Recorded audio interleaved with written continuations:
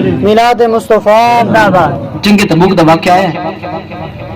امام الانبیاء صلی اللہ علیہ وسلم نے فرمایا اے میرے صحابہ کل جنگ تبوک ہے، اس وقت فنڈ چاہیے، ہدیہ چاہیے، جاؤ گھراں چ لے کے حضور دی محبت عشق ویکھنا ہے۔ حضور دے عشق تھوڑا قطرہ ہی تسا خرچ کر دیو نا، رب ضائع نہیں کردا، رب اجر عطا فرمائے دے۔ اے صحابہ سن دس کے گئے کہ اگر حضور دی بارگاہ تسا خرچ کر دی تو تہاڈا ضائع نہیں ہونا، سمجھو تسے بڑے خوش نصیب جو حضور دی ذات تے تسا پیسے لین۔ حضرت سیدنا صدیق اکبر بھی گھر چل پے، عثمان غنی سارے صحابہ چل پے۔ ہن حضرت عمر دے دل وچ کہ اج میں اتنا سامان لے کے آونے کہ صدیق تو میں ود منگنا ہے۔ ہر بار صدیق کمال کرینا ہے، ہر نیکی صدیق اگے اج، کیونکہ نیکی ہرس کرنا ثواب ہے، نیکی ایک دوسرے دے ریس کرنا ثواب ہے۔ ویسے ہرس کرنا، ریس کرنا، غیبت کرنا جھوٹ ہے۔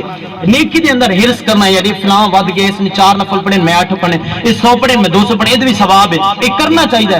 صحابہ دی یار کہ صحابہ اگر حضور دی بارگاہ 6 عمل کریں دوسرے ود کے کریدا ہے۔ ہن سارے صحابہ گھر چ گئے، سامان لے کے حضور دی بارگاہ چاندے پے، جناب عثمان غنی آ گئے، جناب علی المرتضی آ گئے، جناب عمر بن خطاب آ گئے، عمر آدھ حصہ چاہیے